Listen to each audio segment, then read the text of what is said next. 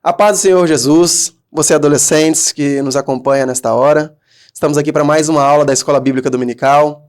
Hoje nós vamos lecionar aqui a lição de número 9, né? Eu sou o pastor Eric e aqui comigo nos acompanhando nesta hora está essa mesa linda. Junto comigo aqui está a minha digníssima esposa. A paz do Senhor a todos, eu sou a Giliana. Eu sou a Ana Luísa. E eu sou o João Guilherme. Glória a Deus. Então nós somos aqui da Igreja Assembleia de Deus Marcas do Evangelho, aqui no estado do Espírito Santo. Então você que nos visita aí pela primeira vez ou a segunda, terceira vez, coloca o seu nome no chat para nós conhecermos você, interagir. Você que não compartilhou ainda essa Escola Bíblica Dominical, compartilha aí com seus amigos, com seus colegas. Deixa o seu like aí também, o seu joinha. Amém? E vamos lá para mais uma aula. Pedi o João Guilherme para estar orando e nós estaremos iniciando então a nossa Escola Bíblica Dominical. Então, vamos orar, né? Senhor, meu Deus, meu Pai, Espírito Santo, que o Senhor possa iluminar agora a mente de cada adolescente, colocar fogo no coração de cada um deles, que eles possam aprender tudo aquilo que o Senhor quer ministrar para eles nessa aula, que eles possam entender o princípio básico, Senhor, da humildade e do amor ao próximo, Senhor. Que eles venham agora entender a complexidade desse assunto e a importância. Que cada um deles possa sair daqui edificado e que isso possa refletir no caráter e no futuro de cada um deles. No nome de Jesus, amém. A paz do Senhor, adolescentes, eu sou a Isabela e estamos aqui para mais uma leitura bíblica. E o livro de hoje se encontra em Isaías 1:17. Aprendei a fazer o bem, procurai a fazer o que é justo, ajudai o oprimido, fazei justiça ao órfão, tratai da causa das viúvas. Amém. Tchau. Então, conforme disse anteriormente, aí a aula de número 9, né? Que tem por título aí Os Cristãos e a Prática da Misericórdia.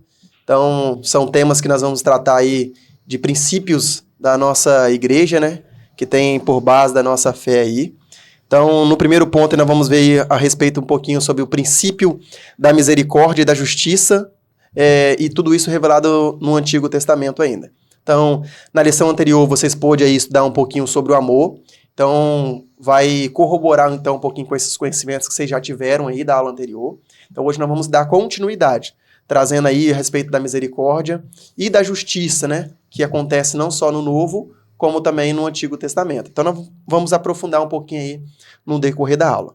Então, para nós abrirmos aí a nossa lição, gostaria de pedir ao João Guilherme para relatar um pouquinho aí, né, João? Sobre essas características, né? Vividas aí da misericórdia e da justiça social. Então, nós entendemos que entre as inúmeras características de Deus, tem duas que a gente deve conhecer muito bem, para que nós venhamos ser moldados e entendermos a realidade da vida cristã. Essas duas são a misericórdia e a justiça, que são características de Deus, são atributos de Deus. E o que seria cada uma delas? A misericórdia, ela se refere muito a você ter empatia, você se colocar no lugar de uma pessoa que sofre. É você entender o sofrimento de alguém e fazer algo para essa pessoa. É você ser misericordioso. E justiça, o que seria? A justiça seria o ato de você perceber e aplicar o que é certo, o que é correto, aquilo que deveria ser feito, aquilo que é justo e aquilo que é conforme determinada regra ou preceito. E como nós somos cristãos, a nossa regra e preceito básico é a Bíblia. E o nosso padrão de misericórdia é Cristo. Exatamente. E tem um texto base, né, João, que eles deixam para nós conhecermos a respeito dessa justiça aí, né? Deuteronômio 32:4, que relata aí. O que está escrito aí, João, pra gente? Deuteronômio 32:4 diz o seguinte, que ele é a rocha cuja obra é perfeita, porque todos os seus caminhos e juízos são. Deus é a verdade e não há nele injustiça. Justo e reto é. Glória a Deus. Esse capítulo ele mostra para nós a pedra, que no caso aqui é Jesus, sobre o caminho dele, que ele é o único caminho, ele é a verdade, ele é a vida, ele é justo, ele é misericordioso. E diz que todo o caminho dele, toda a obra que ele pratica é perfeito. E essa perfeição, ela se aplica de maneira muito, muito evidente, né, pastor Eric? Exatamente. No Antigo Testamento. Nós vemos hoje em dia que várias pessoas tentam distorcer aquilo que é misericórdia, aquilo que é justiça. E várias pessoas até chegam a dizer que tem dois deuses diferentes no Antigo e no Novo, sendo que não, nunca foi assim. Deus sempre foi amor, Deus sempre foi justiça, Deus sempre foi santo e Deus sempre foi misericordioso. Exatamente. Então, quando Deus cria, é importante nós frisarmos aqui que quando Deus cria o seu povo, ele traz, quando Deus forma, né, o seu povo chamado Israel, ele traz consigo uma lei, né? Através de Moisés, ele traz essas leis que nós conhecemos lá, e essas leis que vão reger o povo no Antigo Testamento. Então o povo vai ser regido por essa lei que Deus deu a Moisés, através de Moisés, para que o povo pudesse seguir isso aí, para que eles não pudessem cair nesses erros aí, né, Ana Luísa? Exatamente, tanto que um dos temas dessa lei é a justiça social, que se manifesta em atos de misericórdia. A lei pedia para ter cuidado com as pessoas que estivessem em situação de vulnerabilidade, como os órfãos, as viúvas, os servos, os estrangeiros. E em Êxodo 23:9 temos um exemplo que diz: também não oprimirás o estrangeiro, porque vós conheceis o coração do estrangeiro, pois fostes estrangeiros na terra do Egito. Aqui Deus está querendo dizer para o povo de Israel que eles deveriam tratar os estrangeiros como se fossem a mesma pessoa, como se eles tivessem... como eles queriam ser tratados, porque foi exatamente assim que Deus tratou eles quando eles estavam na terra do Egito, com amor, com misericórdia. E esse amor e misericórdia que Deus teve pelo povo de Israel fez com que eles fossem libertos. Então, aqui Deus está dizendo que eles deviam tratar os estrangeiros, servos, órfãos e viúvas, assim como Deus os tratou quando eles estavam na terra do Egito sendo escravizados. Por isso que esse papel de cuidado com o próximo e essa demonstração de carinho, nós devemos ter ainda nos dias de hoje, nos importando com a necessidade dos outros. Exatamente. Então, Deus deixa claro na lei que ele dá, não só no tratado do povo para com o próprio povo, mas também em relação aos juízes, né? Porque os juízes, eles julgavam a causa dos povos ali, né? Do povo de Israel.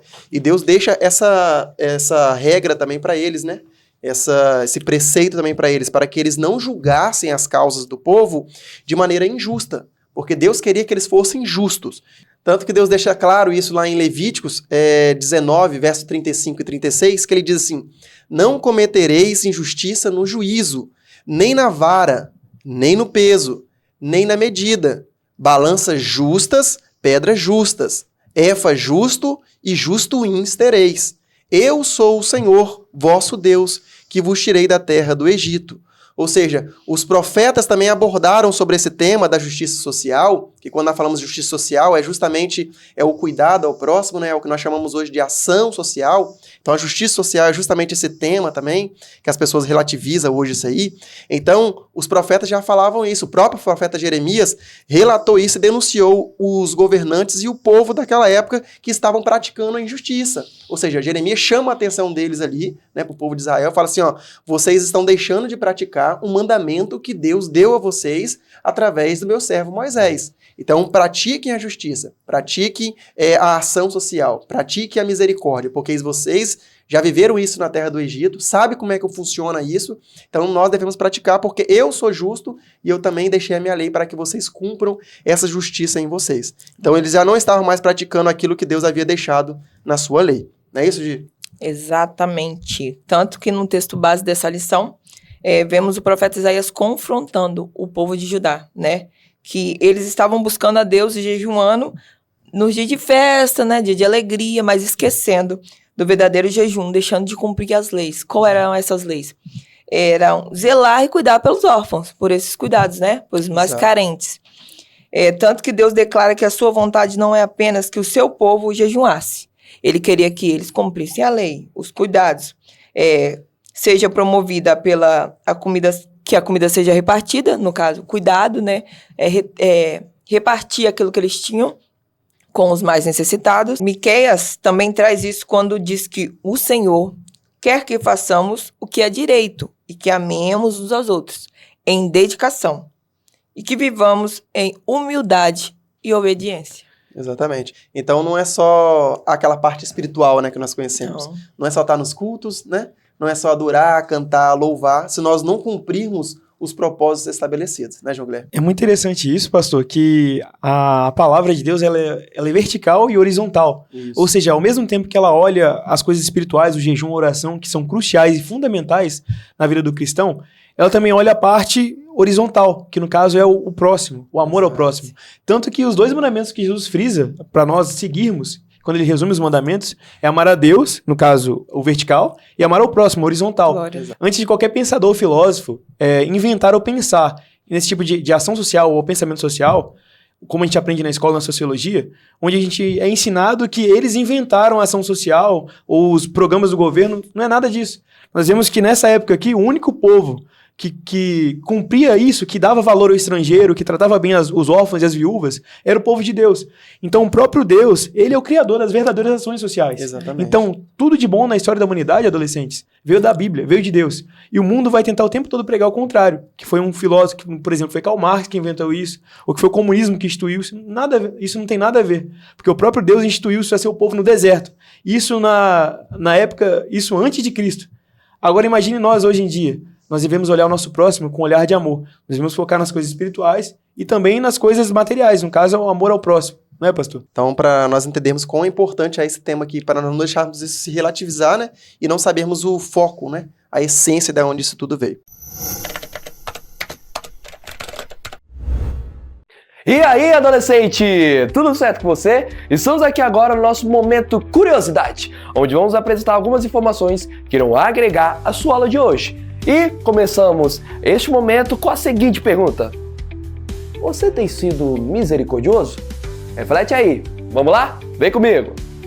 A palavra misericórdia é mencionada na Bíblia mais de 400 vezes e só no livro de Salmos é mais de 150 vezes que ela é mencionada. Misericórdia é quando queremos ter compaixão para com alguma pessoa, quando queremos diminuir o seu sofrimento. Quem tem compaixão se sente triste com a miséria de outra pessoa, querendo ajudá-la de alguma forma. Então, misericórdia é uma característica muito importante de Deus. Jesus ensinou em Mateus 5:7 que bem-aventurado os misericordiosos. E em Lucas 6:36 diz bem assim: se depois misericordiosos, como meu Pai é misericordioso. A misericórdia também é um atributo máximo de Deus. A misericórdia é quando tratamos uma pessoa de forma mais compassiva do que ela merece. E a misericórdia de Deus só é possível graças à expiação de Jesus Cristo, ou seja, o seu sacrifício na cruz. O coração de Jesus Cristo é onde podemos experimentar essa tão maravilhosa misericórdia. O Senhor Jesus, ele se compadece das fraquezas das pessoas, pois ele também foi provado em tudo como elas, exceto do pecado. A misericórdia de Deus é oferecida sem limites. O Senhor sempre está pronto para poder retirar a pedra tumular dos pecados das pessoas que separam as pessoas dele. As ternas misericórdias do Senhor são bênçãos individuais e muito pessoais. Embora no pecado estivéssemos separados de Deus e por causa dessa transgressão a gente estava condenado à morte eterna, o Senhor teve misericórdia de nós e enviou seu Filho Jesus Cristo para morrer em nosso lugar. Deus não é distante nem apático. Deus não é cruel exigindo castigo e dor. Ele é justo, mas se preocupa com cada pessoa querendo aliviar a sua dor. Deus nos ama e em seu amor tem misericórdia. Jesus demonstrou o seu amor por Deus enquanto andou aqui nessa terra. Em vez de Jesus trazer castigo e julgamento, ele curava, ele perdoava, ele consolava e também encorajava. Por sua misericórdia, Jesus restaurou vidas em vez de destruí-las. A maior revelação da misericórdia de Deus está revelada no fato histórico que Jesus morreu em nosso lugar. Foi por misericórdia e amor para com o homem que Cristo decidiu tomar sobre si a natureza humana, deixar o céu e a adoração dos anjos e morrer injustamente pelo pecador. E como está o seu relacionamento com Deus, meu caro adolescente? Sua graça, compaixão e misericórdia estão disponíveis para poder conceder perdão e curar suas feridas. Só Ele, meu caro adolescente, pode restaurar a sua vida, a sua fé, a sua esperança e o seu amor. A Bíblia diz que todo crente deve ter misericórdia de outras pessoas, pois Deus também tem misericórdia dele. Para isso, precisamos ver os outros como pessoas iguais a nós, cheias de problemas e dificuldades, mas também cheias de valor. Então peça a Deus para que te dê um coração sensível às outras pessoas, tendo misericórdia de seu sofrimento. Então, se você, meu caro adolescente, se sentir irritado, zangado ou ameaçado por alguém, lembre-se que essa pessoa também é humana como você e também precisa de misericórdia. Então foi isso, meus caros adolescentes. Esse foi o nosso momento Curiosidade de hoje. E lembre-se sempre, Deus nos perdoa à medida que também perdoamos as outras pessoas. Então, seja sempre misericordioso. É isso, fique na paz e tchau.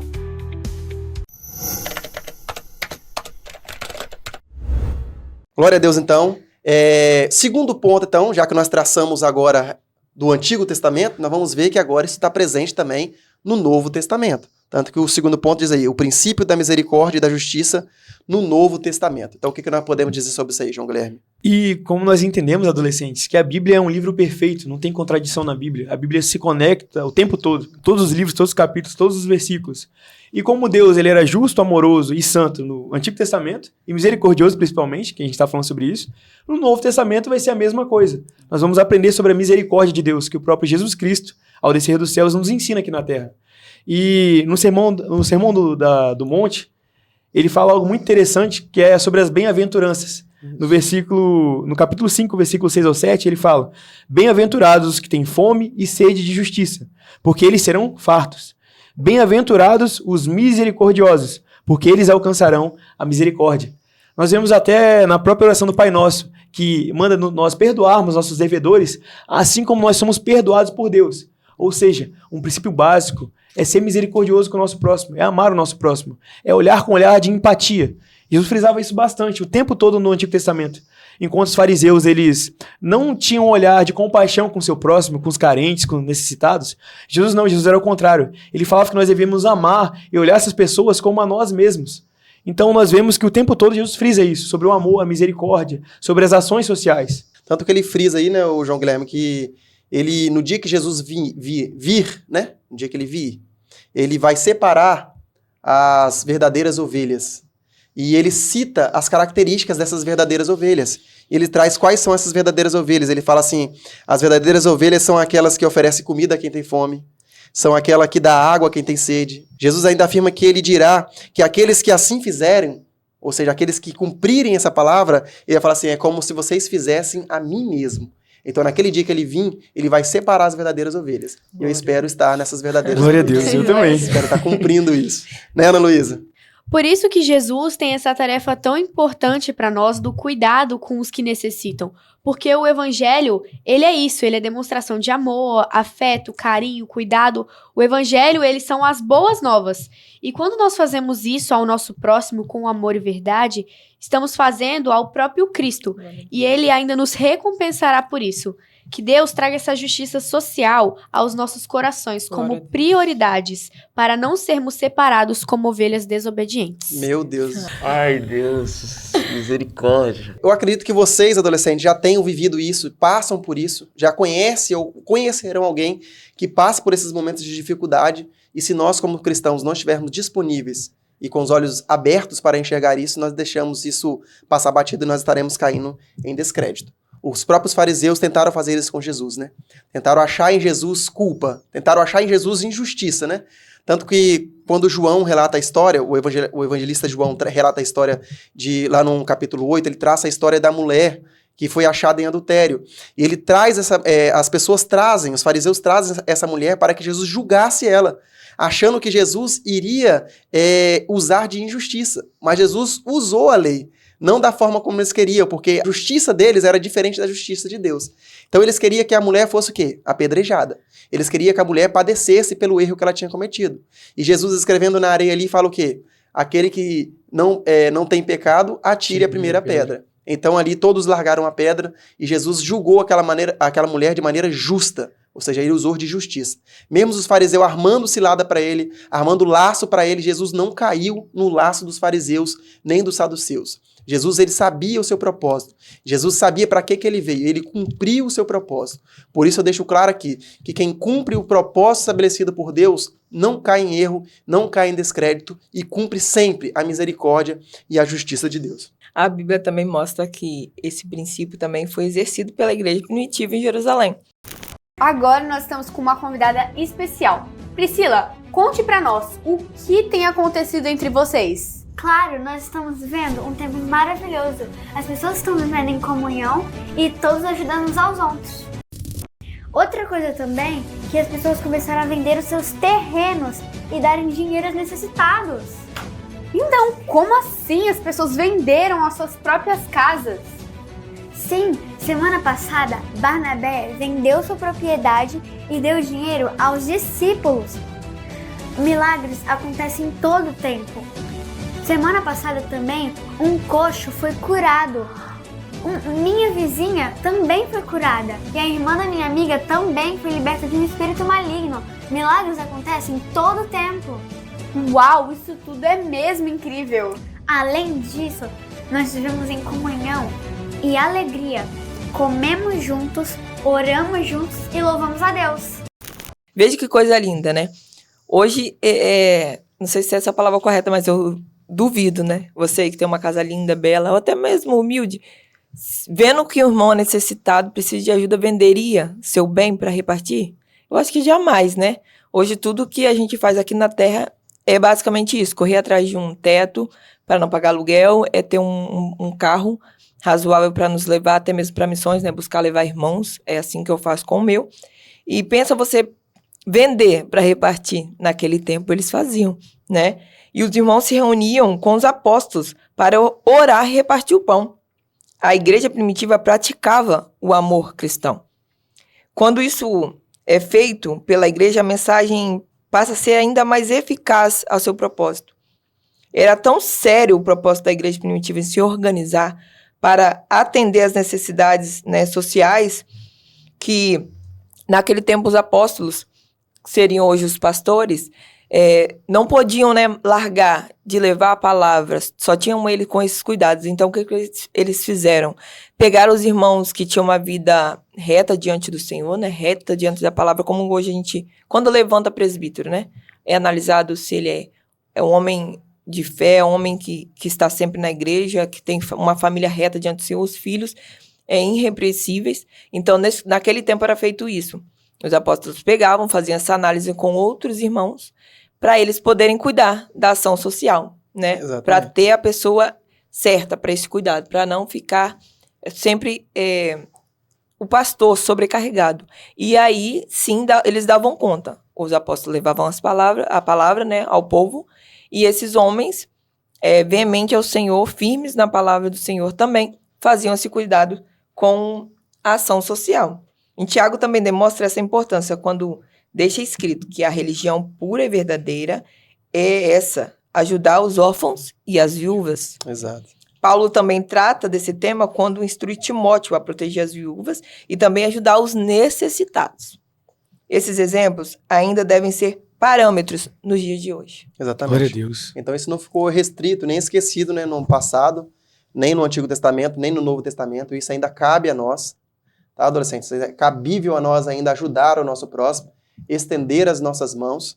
Então, se nós estamos pecando nisso, então é bom que nós revemos isso, né, rever isso em nós e colocarmos isso em prática para que nós não possamos errar nessa prática aí.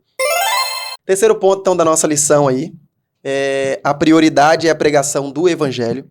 Então, nós vamos ver aí que a missão da Igreja do Senhor Jesus Cristo sempre foi fazer o quê? Anunciar o Evangelho, anunciar as boas novas. E as boas novas que nós anunciamos é anunciar a Cristo. Mas a Bíblia ela afirma de maneira categoricamente em Tiago 2, do 14 ao 18, que a nossa fé em Cristo Jesus ela deve ser acompanhada de obras. Ou seja, se a nossa fé ela não tiver obras, não for movida por obras, ela se torna vã. Então, o que significa isso? Que nós temos que pregar o Evangelho. As boas novas, sim. Nós temos esse papel, mas nós também temos esse papel de ajudar o nosso próximo. Ajudar o nosso ente querido, os nossos irmãos, ajudar as pessoas que estão próximas de nós, que necessitam, que precisam. Esse é um papel da igreja, né, João Guilherme? Isso é muito interessante, pastor, esse ponto, porque o pastor Jairo, inclusive, ele sempre fala que é mais importante a vida, o testemunho, do que a própria palavra. Porque o que nós mais vemos hoje em dia são pessoas que pregam algo que elas não vivem. Então, o testemunho da pessoa deve falar por si só também. Então, não adianta nada as pregações, pessoas quererem pregar hoje em dia, sendo que elas não vivem aquilo. E para pregarmos o evangelho, nós devemos viver o evangelho. O que é o evangelho? É olhar para o próximo, é você ter um amor pelas almas, é você se sacrificar, é você se doar pelo outro, é você se doar para que pessoas sejam salvas. E nós vemos isso que Jesus ele nos deixou exemplos claros de misericórdia, de generosidade no decorrer da Bíblia. Nós devemos seguir, pregá-los e também segui-los. E a palavra de Deus ela é eficaz, ela é prática. Ela não é apenas teórica ou explicativa, mas ela tem que ser vivenciada por nós a cada dia. Cada um de vocês, adolescentes, além de pregar o evangelho, que é a santa incumbência que Jesus nos deixou, nós devemos também viver esse evangelho. É você pregar para o seu colega da escola, mas você também ter testemunho. Você ser um bom aluno nas suas notas, no seu comportamento. Você ser generoso, ser bondoso. E assim as pessoas vão enxergar Cristo, tanto nas suas palavras, quanto também no seu coração. Porque nós vivemos num tempo onde o nosso testemunho fala muito. E às vezes você não vai pregar para algumas pessoas, mas elas vão olhar para você e vão ver Cristo em você. Exato. Vão ver a generosidade de Cristo em você, o amor de Cristo em você, a santidade de Cristo em você. Então que nós venhamos também olhar para o nosso testemunho. Nós devemos ter ousadia para pregar, mas força e resiliência para viver aquilo que estamos pregando. E agora nós vamos para o momento mais lindo dessa aula, o ofertório. E eu quero dizer para vocês que o ato de ofertar também é um ato de adoração ao Senhor. Quando nós damos, né, devolvemos aquilo que o Senhor nos deu, nós estamos agradecendo por suas bênçãos. Então, às vezes, você está aí orando, falando, Senhor, me ensina a te adorar, que eu não sei. É simples. Dê a sua oferta. É 10 centavos, é R$1, é R$10. É aquilo que está no teu coração. Dê ao Senhor, mas dê com alegria, não é mesmo, Ana Luísa? Quais são os meios do ofertório aí? Adolescente? Sério? Olá, adolescentes! Sejam bem-vindos a mais uma aula da IBD. Vamos pensar um pouco sobre justiça social e misericórdia. Será que justiça social é a mesma coisa que misericórdia? Será que o Antigo Testamento é cheio de justiça social? Ou os grandes profetas são os grandes Karl Marx do Antigo Testamento? São os comunistas do Antigo Testamento? São os grandes sociólogos do Antigo Testamento? Balela, galera, balela. Espera aí um pouquinho, eu já volto. Pensa comigo uma coisa. Justiça social é coisa de sociologia moderna. A justiça social não tem nada a ver com misericórdia. A justiça social nasce a partir, primeiro, de uma ideia ideológica. E ela nem sempre é justa. Nem sempre que o Estado prega ou os sociólogos defendem a ideia da justiça social, a justiça final nunca é satisfeita. Aquilo que as pessoas advogam como justiça, na verdade, é uma injustiça. Uma sociedade onde as pessoas querem que as pessoas recebam ajuda e não motiva essas pessoas, por exemplo, a reagir de forma justa para que elas também possam correr atrás do alimento, promove aquele sentimento assistencialista em que a pessoa depende daquilo para o resto da vida. Isso não é a visão das Escrituras. A misericórdia não tem nada a ver com justiça social. A misericórdia é um ato de amor, de compaixão para com aqueles que são necessitados. Aqui, o que move a ajuda é um sentimento divino, é um sentimento de cuidado, de zelo, de ajuda, para ajudar as pessoas em uma necessidade mais específica. Embora isso possa parecer com justiça social, mas isso não tem nada a ver com justiça social. Por quê? Porque a justiça social fecha os olhos para o pecado e a misericórdia não fecha os olhos para o pecado. Por quê? Porque a misericórdia age junto com a justiça divina, de punir aqueles que vivem na prática do pecado e de ajudar aqueles que necessitam do amor e da expressão da visão cristã. Então, a ideia que a revista traz de justiça social são pressupostos modernos para substituir o amor, a caridade cristã, que é feita com base na abnegação, na entrega. Hoje, a justiça social é feita com base no Estado, para amparar, para imprimir, e ela é feita com princípios ideológicos, ela tem uma embalagem bonita, mas por dentro ela traz outros elementos que desprezam, por exemplo, a religião, que desprezam os valores cristãos. O cristianismo não é a religião da justiça social, é a religião do amor, da entrega, da abnegação, da ajuda desinteressada, da ajuda não ideológica, não motivada por nenhum princípio sociológico, mas motivada pelo próprio amor de Deus de enviar Jesus Cristo ao mundo para morrer pelos nossos pecados, mesmo quando nós ainda éramos pecadores. Isso não tem nada a ver com justiça social. Essa é uma cultura da teologia liberal que transforma a Bíblia num grande livro de justiça social. Deus abençoe vocês. Aqui embaixo tem aparecendo os QR Codes para você apontar o seu celular, tem o Pix, o PicPay, as contas bancárias da igreja. Você também pode trazer a sua oferta à noite e entregar na tesouraria. E nós também temos o voto dos 1000 valentes, que é um propósito que nós temos aqui na igreja para comprar esse espaço que nós usamos para adorar ao Senhor e que você pode contribuir para que nós possamos adquirir esse espaço. Tem o campo, tem o templo, tem a área de administração e nós também te convidamos a vir participar. Então, vamos para o ofertório? Eu não vou me apegar com as coisas daqui, pois eu sei há um lugar que me espera. Estrangeiro eu sou, o meu lar é o céu. Meu Jesus vem buscar a sua noiva. Ele virá num piscar de olhar. Quem estiver pronto com ele irá. Na sua glória com ele morar. Ele vem, não mais tristeza, não mais temor. Junto com os anjos cantar eu vou. Digno é o Cordeiro que se entregou. Ele vem, ele vem. Tu és, Senhor, o nosso Deus, digno tu és de receber todo louvor. Vamos clamar, então vem, então vem. Tu és, Senhor, o nosso Deus, digno tu és de receber todo louvor. Vamos clamar, então vem, então vem.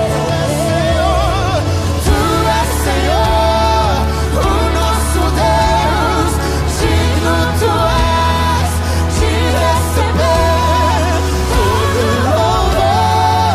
Vamos clamar, então vem,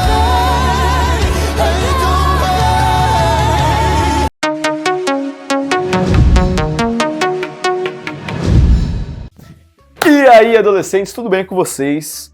Espero que vocês tenham estudado a lição, porque nós estamos em mais um quiz. Então vamos para a nossa primeira pergunta? Bora! Quais são as duas características de Deus, segundo a lição? Letra A, paz e amor.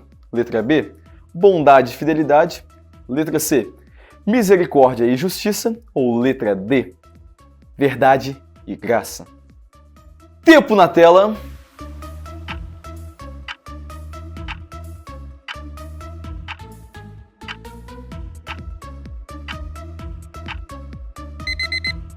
E tempo esgotado. E a resposta correta é a letra C, C de Cristo, misericórdia e justiça.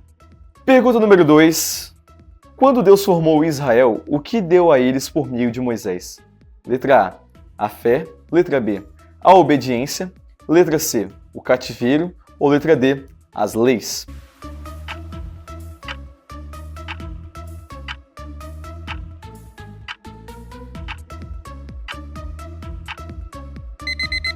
Tempo esgotado e a resposta correta é a letra D, as leis. Terceira pergunta.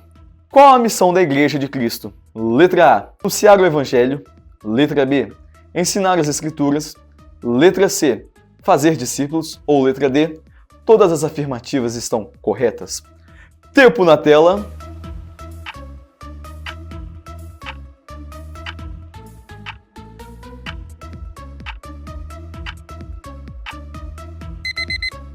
E tempo esgotado, e a resposta correta é a letra D.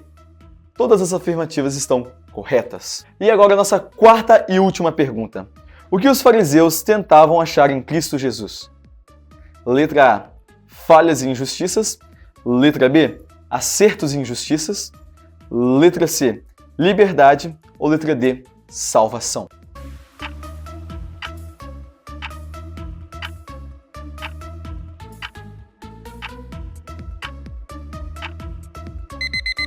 E tempo esgotado, e a resposta correta é a letra A, falhas e injustiças. E foi isso, adolescentes. Espero que vocês tenham respondido no chat e acertado todas as respostas, ok? Então, esse foi mais um quiz e tchau!